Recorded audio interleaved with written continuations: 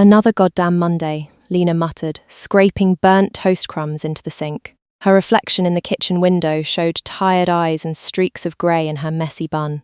Outside, a government drone buzzed past her apartment building, its shadow sliding over peeling paint. She flicked the radio on while wiping her hands. The tinny voice announced new bathroom bill legislation. Lena's knuckles whitened around the dish towel. Across the street, 2 police officers lingered near the bus stop, their eyes scanning apartment windows like they were checking inventory. The coffee tasted bitter today. Lena dumped it down the drain and grabbed her worn leather satchel. Inside, beneath invoices from her freelance coding gigs, lay a dog-eared library copy of Engineering Thermodynamics. She traced the embossed title with her thumb before zipping the bag shut. On the sidewalk, autumn leaves skittered around her boots. Lena kept her gaze fixed straight ahead, ignoring the officer's stares burning into her back. At the corner newsstand, headlines screamed about presidential rallies and border walls. She dropped exact change for a local paper without breaking stride. The subway station swallowed her into its stale breath of urine and pretzels. Commuters pressed close, avoiding eye contact. Lena gripped a pole as the train lurched, her satchel bumping against her hip. Behind tinted glasses, her eyes scanned emergency exit diagrams etched beside the ads for antidepressants. Her thumb absently traced the worn leather seam where she'd concealed a USB drive inside the lining months ago. Above ground again, she paused outside the public library's granite columns. Through the revolving doors, she spotted Mrs. Henderson shelving books with trembling hands, the sweet old woman who'd lost her teaching job after the state's morality audits. Lena's jaw tightened. She veered left instead, toward the community gardens where frost-nipped kale trembled in raised beds. In the tool shed's damp gloom, Lena unzipped her satchel. Past invoices and the thermodynamics text, her fingers found the false bottom. She withdrew 3 blister packs of lithium batteries, their expiration dates carefully altered with solvent.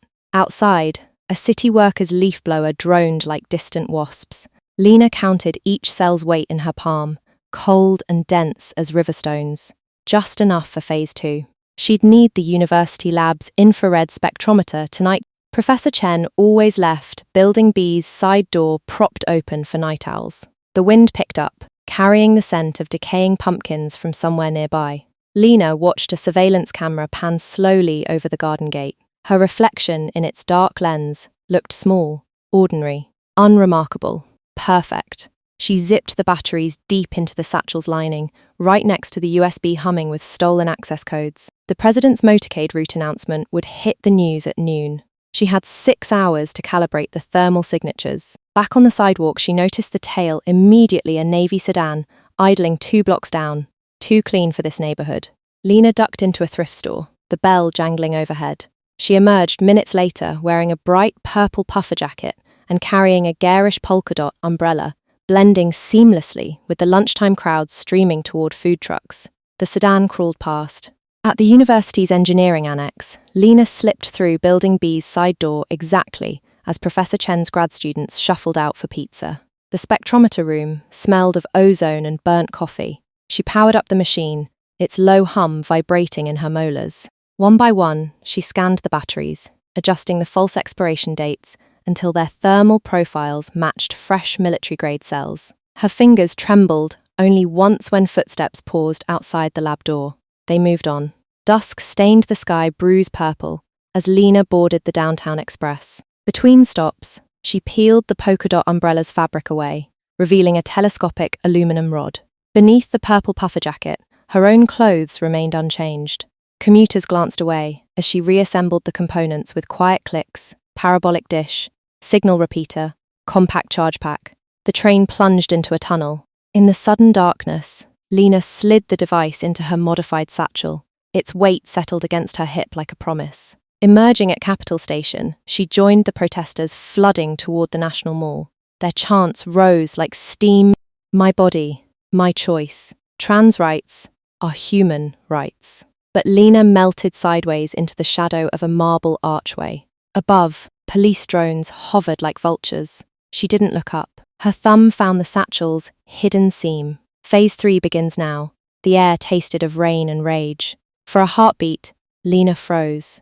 Not from fear, but from a sudden, scalding grief. The life she'd dreamed of, teaching physics to wide-eyed kids, Weekends tending roses in a sunlit yard, growing old beside someone who saw her, all stolen. Not by bad luck, but by design.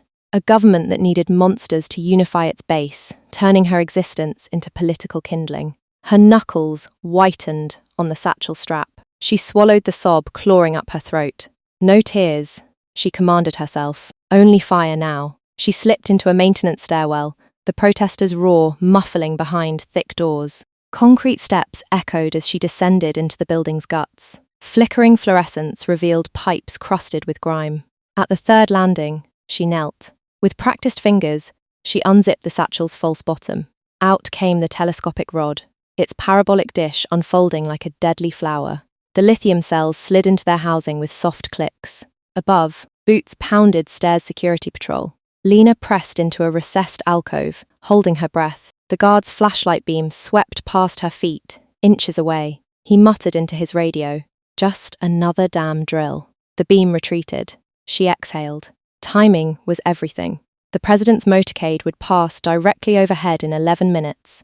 Lena assembled the final component, a slim jacketed cable snaking from the charge pack to a ventilation grate. Behind it lay the Capitol's main electrical conduit. She spliced the wires with precision, her hands steady. The device hummed to life, a low thrum in her bones. Thermal override engaged. On the USB drive, stolen access codes pulsed like a heartbeat. The grate's cold metal kissed her forehead as she waited. Outside, sirens began to wail. A tremor ran through her, not fear, but exhaustion. The years of hiding, the endless calculations, the weight of knowing. Another sob clawed its way up her throat, thick and suffocating. She slammed her fist against the concrete wall. "No tears, bitch." The raw command echoed in the stairwell's hollow belly. Not enough time. If you survive, she swallowed the rest, tasting blood where she'd bitten her cheek. You can cry later. The promise hung like a guillotine blade. Survival first. Mourn the living later. Above, the roar of the protest swelled, a tidal wave of rage against the drone's mechanical buzz. Lena closed her eyes. 7 minutes. She imagined Mrs. Henderson's trembling hands shelving banned books, the frostbitten kale in community gardens, the way the lithium cells had felt cold and certain in her palm. Ordinary things made monstrous. Her thumb found the detonator toggle beneath the satchel's lining. Footsteps echoed again, closer this time. Hard-soled boots descending methodically. 2 sets. Lena's device emitted a soft, confirming chime. Target acquired. The presidential limo's thermal signature flickered on her makeshift display, a ghostly outline moving toward the kill zone. She held her breath. The footsteps paused on the landing above. A radio crackled. Thermal anomaly in Sector 7B. Possible ordnance. Lena didn't move. The parabolic dish glowed faintly blue as it drew power from the Capitol's own grid. Outside, the crowd's chanting shifted, sharpened into screams. Tear gas? Rubber bullets? The boots resumed their descent, now urgent. 5 minutes. She counted the steps. 10, 9, 8. Her finger hovered over the toggle. The world narrowed to the hum of the device, the stench of ozone and concrete dust, the pounding of her own blood. Fire now, she thought, for every stolen tomorrow. The first boot appeared on the stair below her alcove. Lena's finger curled around the toggle. The guard's radio hissed static. Confirmed heat bloom. 7B sublevel. Click. The parabolic dish pulsed once silent, invisible. Above ground, the armored limo's climate control system hiccuped. For 3 seconds, recycled air turned furnace hot as Lena's thermal override rerouted power from the battery array directly into the cabin vents. The guards wouldn't notice. Not until the president's makeup began to blister. Footsteps thundered closer. Lena jammed the telescopic rod back into her satchel just as flashlight beams cut through the gloom. Freeze! Hands where I can see 'em. She raised trembling hands, the detonator toggle hidden in her palm. The younger cop yanked her up, slamming her against damp concrete. "What's in the bag, sir?" "Library books." Lena kept her voice flat, dull. The cop ripped open her satchel. Thermodynamics text. Invoices. Batteries. Expired cells. The older cop snorted, kicking the blister packs aside. Trash. Above them, sirens erupted into frenzy-different pitch. Urgent. Presidential distress code. The younger cop's earpiece crackled. All units medical emergency motorcade. Lena's heart hammered against her ribs. Phase 4. The real payload wasn't heat. It was the aerosolized enzyme mist she'd sprayed on the library book's pages yesterday, activated by sudden temperature spikes. Contact toxin. Untraceable. Slow. The older cop frowned at his vibrating phone. They're saying, stroke? Mid-speech? Lena almost smiled. Not a stroke. Capillary collapse. First the face, then the lungs. 12 hours. Plenty of time. Move. The younger cop shoved her upstairs. Protesters scattered before armored vehicles. News helicopters thrummed like angry hornets. Through the chaos, Lena spotted Mrs. Henderson's face in the crowd pale, bewildered. Their eyes met. The old woman's fingers move in assel. Survive. In the squad car, Lena watched Capitol dome lights flicker through the mesh partition. The younger cop drummed the wheel, scowling. You trans terrorists won't win. Lena leaned her head against the cool glass. Outside, graffiti on a boarded-up shop screamed. She was here. Already, the myth was breathing. Her thumb found the satchel's torn lining. One lithium cell remained. Cool. Certain. For Phase 5. The thought drifted through Lena's self-loathing like smoke. I hope they kill me. But not yet. I'm almost done. The squad car's vinyl seat reeked of stale sweat and disinfectant. Outside, the city blurred into streaks of light and shadow street lamps, emergency flashes, the angry pulse of news choppers. Every bump in the road jolted her spine. She closed her eyes. Death would be quiet. Final. No more hiding, no more calculations etched in the dark. Just rest. The booking room stank of bleach and despair. Fluorescent lights buzzed overhead, harsh as interrogation lamps. A bored sergeant tossed her satchel onto a steel counter. Inventory, he grunted. Lena watched his thick fingers pore through her life's debris. Thermodynamics textbook, crumpled invoices, the 3 altered lithium packs. He paused at the lone remaining battery tucked deep in the torn lining. Cool. Smooth. Her thumb itched for its weight. Expired junk, he declared, sweeping it all into an evidence bag. Lena said nothing. The enzyme mist worked silently in the president's bloodstream now, capillaries collapsing like rotten lace. 12 hours. Her work was done. They shoved her into a holding cell. Concrete bench. Steel toilet. No windows. The door clanged shut with finality. Lena slid down the wall, the cold seeping through her thin shirt. Footsteps echoed down the corridor-hard soles on linoleum, stopping outside her door. Keys rattled. The lock turned. Not a guard. A woman in a sharp charcoal suit stood framed in the doorway, her ID badge clipped to her lapel, Department of Homeland Security. Milk chocolate skin, dark hair, her deep brown eyes assessing, scanned Lena head to toe. No uniformed escort, just the hum of the corridor's overhead lights. William Keelman? Her voice was low, devoid of inflection. Lena didn't move, didn't blink. Lena, she corrected. The woman stepped inside. The door hissed shut behind her, sealing them in silence. She didn't sit, just stood there, a silhouette against the cinder block. They found your signature, she said, in the climate logs. Thermal spike routed through Building B's subgrid. Elegant. A beat of silence. Lena's pulse thudded in her ears. They'll execute you for this, you know. The disagent's gaze didn't waver. Publicly. Soon. Lena met her eyes, a profound exhaustion sapping the energy for more than that. I hope so. The ghost of something, not a smile, not quite, touched the agent's lips. She reached into her jacket, not for cuffs, for a tiny SD card. She placed it on the bench beside Lena. Phase 5, she said softly, then turned. The door opened silently, and she was gone. Lena stared at the SD card. Black plastic. Cold. Anonymous. Outside her cell, the corridor remained empty, silent. She picked it up. Scratched into the black plastic was a single word. Rise Phase 5. The agent's voice echoed in the cell's silence. Elegant. She hadn't denied it. A micro SD card. Smaller than a ladybug. Cool. Smooth. Certain. She palmed it, her hands damp and trembling. Alone again, Lena knelt by the steel toilet, her back to the camera's unblinking eye. She slipped the micro SD card into her panties. Planted. Hours crawled. The holding cell's chill seeped into her bones. Distant shouts filtered through the walls. Protesters? Riot squads? News of the president's collapse would be spreading. Capillary collapse. Untraceable. Slow. Lena traced the concrete floor's cracks with her fingertip, mapping invisible circuits. Her stomach churned, not from fear, but anticipation. The micro SD card sat heavy inside her underwear, a silent payload waiting for activation. Phase 5. What bloomed from planted seeds? The cell door slammed open. 2 stone-faced MPs stood flanked by the D's agent. Her charcoal suit was immaculate, her expression unreadable. Transfer order, she stated, handing a tablet to the lead MP. His eyes scanned the screen, brow furrowing. Black site? Already? Exigent circumstances. The agent's voice was ice. The president is unstable. National security imperative. Her pale eyes flickered to Lena for a microsecond. They hauled Lena up, cuffing her wrists behind her back. The cold steel bit. As they marched her down the fluorescent-lit corridor, the D's agent fell into step beside the MPs. Vehicles at Bay 7. Unmarked van.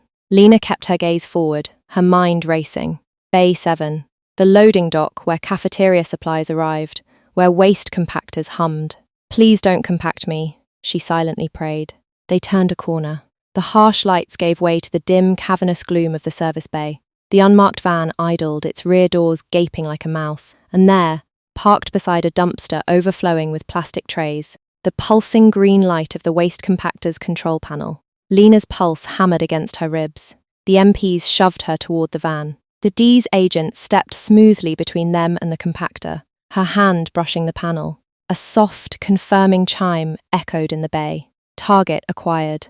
Lena braced herself. She wasn't privy to the details of Phase 5. The seed was sown. Time to find out what grew in the dark. The van's rear doors slammed shut, plunging Lena into near darkness. Only a sliver of light sliced through the ventilation grate above. The engine roared, vibrating through the metal floor. She shifted, the cuffs biting deeper into her wrists. Bay 7. Minutes blurred. The van stopped abruptly. Footsteps circled, then the doors wrenched open. Lena squinted against fluorescent glare. They stood in a cavernous, damp-smelling garage concrete pillars, oil stains, the distant drip of water.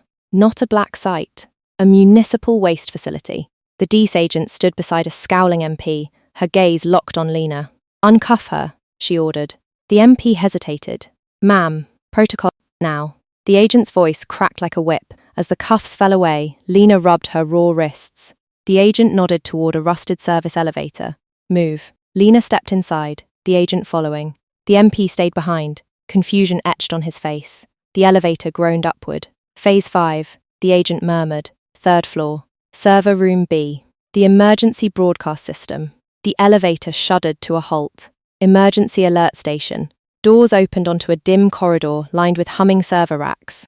The agent didn't follow. They'll track you in 90 seconds. Please don't fuck this up. Lena sprinted down the aisle, the keycard slick in her hand. Server room B's door hissed open.